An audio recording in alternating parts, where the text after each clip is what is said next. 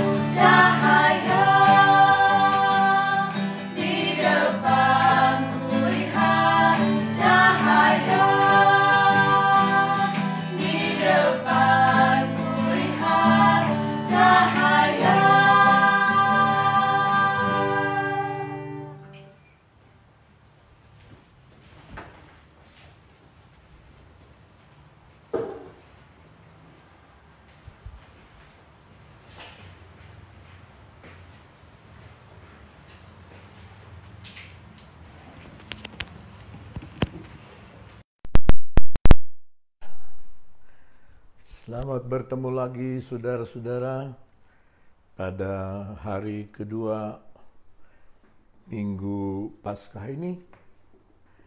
Dan pada hari kedua Minggu Paskah banyak orang tidak mengerti, tidak tahu apa yang harus dikerjakan pada hari yang kedua ini. Karena di dalam Matius pasal 27 kita akan melihat apa yang terjadi setelah Yesus menghembuskan nafas. Dalam ayatnya yang ke-50 bunyinya demikian. Yesus berseru pula dengan suara nyaring, lalu menyerahkan nyawanya. Dan lihatlah, tabir bait suci terbelah dua, dari atas sampai ke bawah, dan terjadilah gempa bumi dan bukit-bukit terbelah. Dan kuburan-kuburan terbuka, dan banyak orang kudus yang telah meninggal bangkit. Dan sesudah kebangkitan Yesus, mereka pun keluar dari kubur, lalu masuk ke kota kudus dan menampakkan diri kepada banyak orang. Di dalam ayat 57 kita lompat, kita membaca, menjelang malam datanglah seorang kaya, orang Arimatea yang bernama Yusuf, dan yang telah menjadi murid Yesus juga. Ia pergi menghadap Pilatus dan meminta mayat Yesus. Pilatus memerintahkan untuk menyerahkannya kepadanya. Dan Yusuf pun mengambil mayat itu, mengapaninya dengan kain lenan yang putih bersih, lalu membaringkannya di dalam kuburnya yang baru, yang digalinya dan di dalam bukit batu. Dan sesudah menggulingkan sebuah batu besar ke pintu kubur, pergilah ia. Tetapi Maria Magdalena dan Maria lain tunggu di situ, duduk di depan kubur itu. Saudara-saudara, pada ayat 51 Yesus melepaskan rohnya, menyerahkan rohnya, memberikan rohnya. Lalu tabir bait Allah, tabir bait suci yang terletak di antara ruang kudus dan ruang maha kudus. Kalau dilihat dari saudara, itu bait suci, itu tirai, itu yang boleh masuk ke sana itu hanya imam besar setahun sekali. Dan kalau imam besar masuk ke sana, harus dibawa dengan tali. Supaya kalau dia mati umpamanya, orang dari luar boleh menarik jenazahnya keluar. Jadi ruang maha kudus ini, tempat tabut perjanjian ini, adalah tempat yang paling dihormati oleh orang-orang Israel, yang paling sakral. Ya. Dan ketika Yesus mati, kenapa itu tiba-tiba robek? Karena tabut ini berbicara tentang perjanjian lama. Tentang Taurat, hanya satu orang yang boleh lihat tabut itu, yaitu imam besar. Tetapi Yesus pernah berkata, "Akulah Tuhan dari hari Sabat." Maka pada hari kedua ini, hari Sabtu ini, adalah hari silent Sabat. Ya, hari Sabtu Silent Saturday, Sabtu yang tenang. Karena semua tidak boleh bekerja. Semua harus kembali ke rumah dan hanya duduk menikmati anak domba Sabat itu. Dan hari Sabat semua harus rest. Semua harus istirahat. Tidak boleh ada pekerjaan. Nah, ketika Yesus mati, tirai itu robek dari atas ke bawah sehingga berbentuk begini keluar, sehingga tabut perjanjian terbuka, bisa orang lihat dari halaman luar langsung.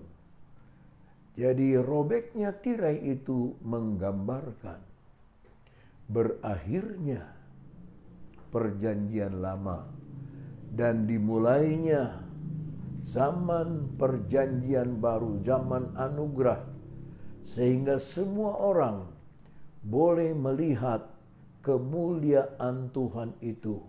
Itu sebabnya Rasul Petrus berkata dalam 1 Petrus 2 ayat 9, kamu adalah bangsa yang terpilih, imamat, imam-imam semua. Orang yang percaya kepada Yesus disebut imam-imam yang bisa lihat, imamat yang rajani, imamat yang berkarakter raja. Imam itu berdiri di atas, di antara dua pihak, sedang raja memerintah. Ya, di dalam Kristus Yesus, masa perjanjian lama berakhir, masuk kepada masa perjanjian baru. Lukas 16 ayat 16 berkata, Taurat dan kitab para nabi hanya sampai kepada Yohanes Pembaptis, dan sejak itu kerajaan Allah diperebutkan oleh manusia yang ingin masuk melalui pintu itu. Dan itu saudara-saudara, dalam Silent Saturday, Silent Sabat ini, kita membaca Yesus menyerahkan rohnya, dan tiba-tiba tabir bait suci terbelah dua, dari atas sampai ke bawah, dan terjadilah gempa bumi, dan bukit-bukit batu terbelah. Saya akan bacakan satu ayat yang paling jarang orang khotbah ketika Paskah ini, yaitu dan kuburan-kuburan terbuka dan banyak orang kudus yang telah meninggal bangkit. Siapa ini orang-orang kudus? Sebab di dalam bahasa Yunani, kudus itu dipakai kata hagios. Orang-orang suci yang telah meninggal. Orang-orang suci di perjanjian lama yang telah meninggal. Tidak ditulis namanya, tetapi ditulis terjadinya. Kuburan-kuburan berarti lebih dari satu. Ya. Mereka lebih dari satu keluar dari kubur dan menampakkan diri kepada banyak orang. Lalu di dalam ayatnya yang ke-53, dan sesudah kebangkitan Yesus mereka pun keluar dari kubur. Ya. Dan ayat 54, kepala pasukan dan prajurit yang menjaga Yesus menjadi sangat takut ketika mereka melihat gempa bumi dan apa yang telah terjadi, lalu berkata, sungguh ia ini adalah anak Allah. Bukannya teman Yesus yang berkata, tetapi laskar-laskar yang mengawal, laskar-laskar yang merobek jubah Yesus, mengundiknya di antara yang disuruh oleh Pilatus untuk menjaga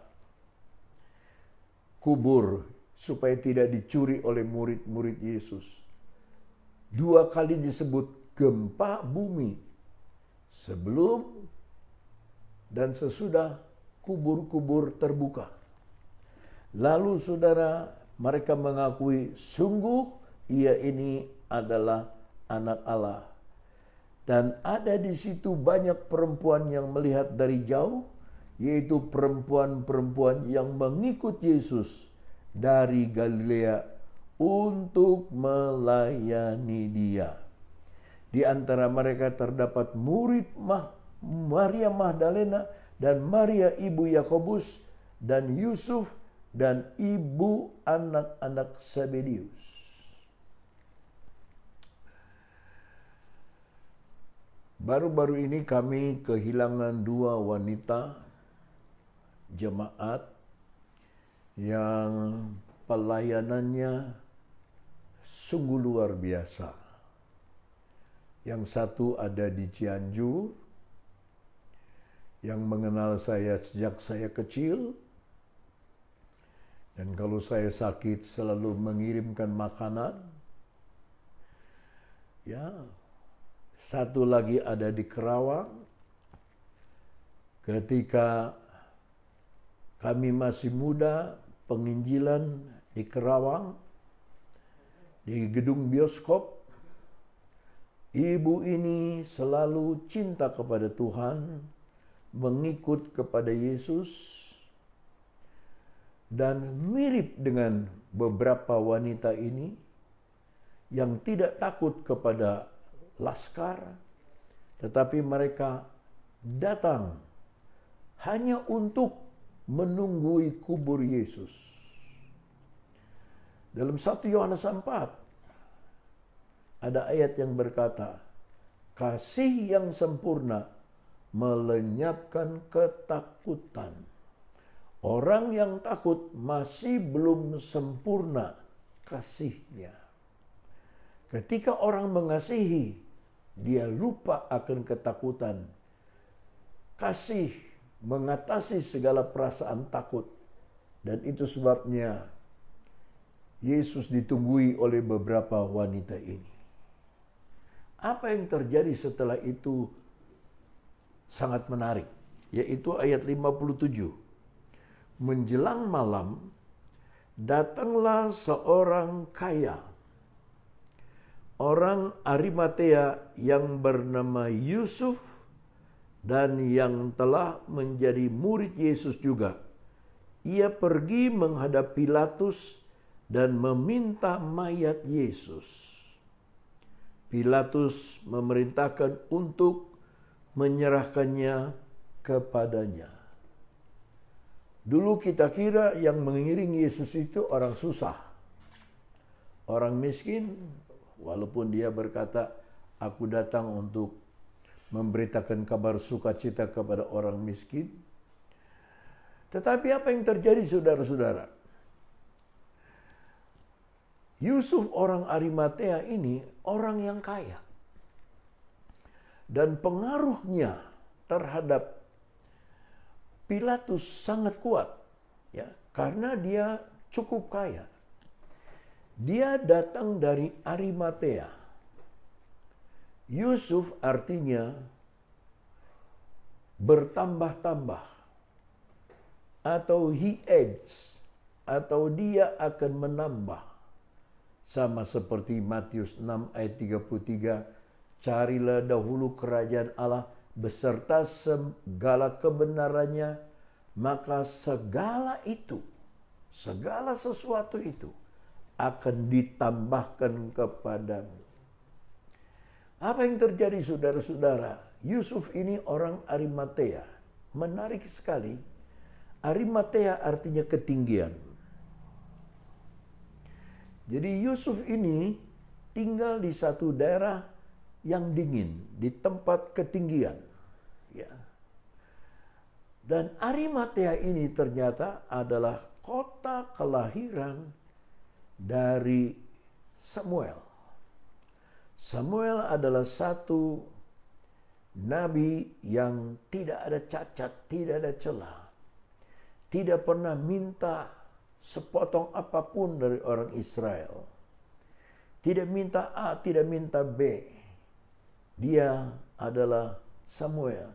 Ternyata Arimatea menghasilkan dua orang yang luar biasa. Yang pertama adalah Samuel, yang kedua adalah Yusuf ini. Dan Yusuf ini, saudara-saudara, dengan pengaruhnya yang kaya, dia menghadap Pilatus. Dan karena dia murid Yesus, saya tadi berkata, kasih melenyapkan ketakutan, dia minta izin untuk menurunkan jenazah dari Yesus. Dan sebetulnya dia berdua dengan satu orang lagi, yaitu Nikodemus, yang membeli rempah-rempah yang mahal. Dua laki-laki ini yang menurunkan jenazahnya Yesus dan membungkusnya dengan rempah-rempah 50 kati yang mahal harganya. Satu tokoh yang memiliki kekayaan, satu tokoh Sanhedrin, yaitu Nikodemus, yang berani sekarang menyatakan diri bahwa dia itu pengikut Yesus. Dulu dia takut sekali, tapi sekarang dia yang membeli rempah-rempah. Dan saudara, bayangkan oleh saudara, dua laki-laki yang tidak ada pengalaman mencuci mayat Yesus dari luka-luka, dari darah, dan dengan penuh hormat membungkus itu dengan kain kafan, kain lenan yang halus. Menurut Wahyu 19 ayat 8, kain lenan adalah perbuatan-perbuatan yang benar dari orang-orang kudus. Jadi inilah Yusuf orang Arimatea membungkus Yesus seolah-olah dia berkata, Yesus ini penuh dengan perbuatan-perbuatan yang benar. Dia disalib bukan karena menyembuhkan orang sakit. Dia disalib bukan karena membangkitkan orang mati. Dia disalib bukan karena berbuat baik, seperti ditulis oleh Lukas dalam Kisah Para Rasul 10 ayat 35. Ya. Apa yang terjadi, saudara-saudara? Dia disalib karena dia menyebut dirinya anak Allah. Dianggap oleh orang Yahudi itu sebuah penghinaan kepada Allah. Tetapi dalam Silent Saturday ini, banyak hal yang terjadi. Jadi orang-orang imam-imam tidak suka ada mayat pada hari Sabat. Jadi sebelum mayat itu dilempar ke tumpukan mayat untuk diberi makan kepada burung seperti kebiasaan orang, dia turunkan dengan penuh hormat, dia bungkus, ya. Dan Pilatus mengizinkannya. Jadi tidak ada keberatan dari orang-orang beragama Yahudi waktu itu. Diturunkanlah dan dia dibungkus dengan kain yang begitu baik. Lalu saudara-saudara, ya, Yusuf pun mengambil mayat itu, mengapaninya dengan kain lenan yang putih bersih, lalu membaringkannya di dalam kuburnya yang baru. Jadi Yusuf ini punya kuburan. Dia punya kebun. Biasa orang zaman dulu kalau orang kaya membeli tanah untuk mempersiapkan kalau dirinya meninggal dikubur di sana. Tapi kuburan ini agak unik. Tidak ke bawah, tetapi satu batu karang yang dibikin lubang, ya. Sesudah menggulingkan, lalu membaringkan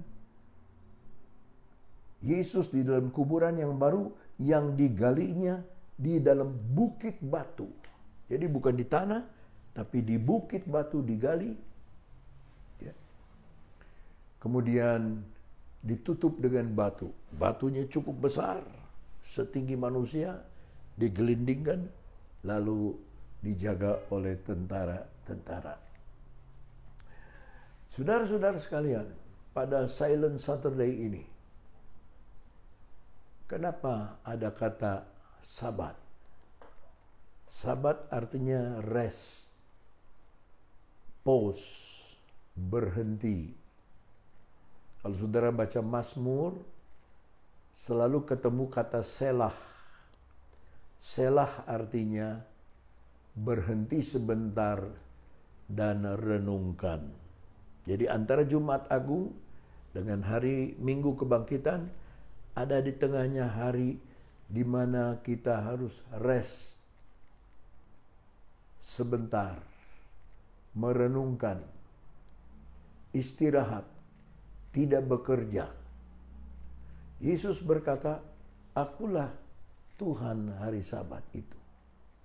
Surat Ibrani berkata, masih ada satu hari Sabat lagi yang akan kita lalui.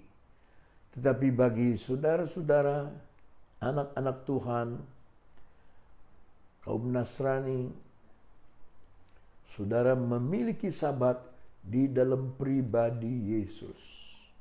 Kalau saudara menerima Yesus sebagai juru selamat pribadi, percaya kepadanya, saudara akan memiliki Sabat, hati yang tentram, hati yang tenang, hati yang tidak terburu-buru. Ya. Dalam Yesaya 28 ayat 16 berkata, "Aku sudah meletakkan satu batu di Sion, batu yang teruji. Barang siapa yang percaya kepadanya, dia tidak akan terburu-buru, dia akan tenang, dia akan tentram. Ya, dia tidak usah takut apapun juga." Itulah artinya Silent Saturday atau Silent Sabat. Ya, kalau di Israel ada 4 lift, yang 3 diistirahatkan, ya. Yang 1 disebut lift Sabat. Hanya itu yang dipakai. Ya. Dan saudara-saudara, mereka harus makan bersama-sama ketika Sabat itu, di satu rumah makan, di satu hotel dengan keluarga semua, bisa Sabat bersama-sama. Hanya di dalam Kristus Yesus saja kita bisa tenang, bisa rest. Satu kali Rasul Paulus berkata dan menulis kepada jemaat di Korintus dalam 1 Korintus pasal 3 ayat 15 sampai 19. Siapakah Paulus, siapakah Apolos? Mereka itu hanya alat saja yang dipakai Tuhan supaya kamu percaya. Aku yang menanam, Apolos yang menyiram, tapi yang menumbuhkan hanya Allah. Maka tidak usah yang menabur dipuji, tidak usah yang menyiram dipuji, yang dipuji hanyalah Allah sendiri. Itu sebabnya pertentangan dan keributan itu menandakan kita masih anak-anak secara rohani. Tetapi saudaraku, kalau kita sudah dewasa secara rohani, kita tidak akan ribut seperti anak kecil. Tapi kita akan memiliki wawasan Kristus. Sampai musuh pun kita harus kasihi. Musuh pun bukan kita harus berdebat, harus kita kasihi. Mari dalam Silent Saturday kita juga menenangkan hati dan jiwa kita. Karena kita tahu setelah Sabtu, Sabat ini, ada hari Minggu, Domingos, harinya Tuhan, di mana Dia bangkit pada dini hari. Sekian renungan firman Allah. Kiranya Tuhan memberkati saudara sekalian. Kiranya Tuhan membuat keteduhan dalam hidup saudara di tengah-tengah wabah. Ingat, Tuhan pada waktu senang adalah Tuhan yang sama pada waktu susah. Tuhan di atas bukit adalah Tuhan yang sama waktu kita ada di atas lembah. Jangan putus asa. Tenang hatimu, tenangkan dirimu. Kita punya Yesus, Sahabat yang sempurna. Mari kita berdoa. Bapa kami dalam sorga, kami bersyukur kepadamu karena Engkau telah menjadi sahabat kami. Engkau menjadi bukan hanya sahabat, tetapi sahabat kami, di mana kami boleh beroleh ketenangan, keteduhan di dalam Engkau. Langit dan bumi akan lenyap, bumi akan bergoncang, tetapi firman-Mu akan tetap tinggal sampai selama-lamanya.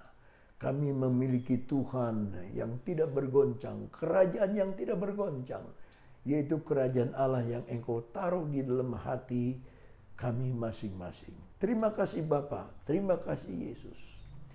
Kami serahkan, kami doakan semua yang sedang menyaksikan acara ini, berkati usaha mereka, berkati toko mereka, warung mereka yang menjual makanan minuman, berkati yang membuka toko, berkati mereka yang berkekurangan, tambahkan mereka dengan berkat-Mu. Engkau yang memelihara burung di udara, memelihara bunga bakung di padang, Engkau juga yang akan memelihara kami, umat-Mu Tuhan. Terima kasih Tuhan, terima kasih.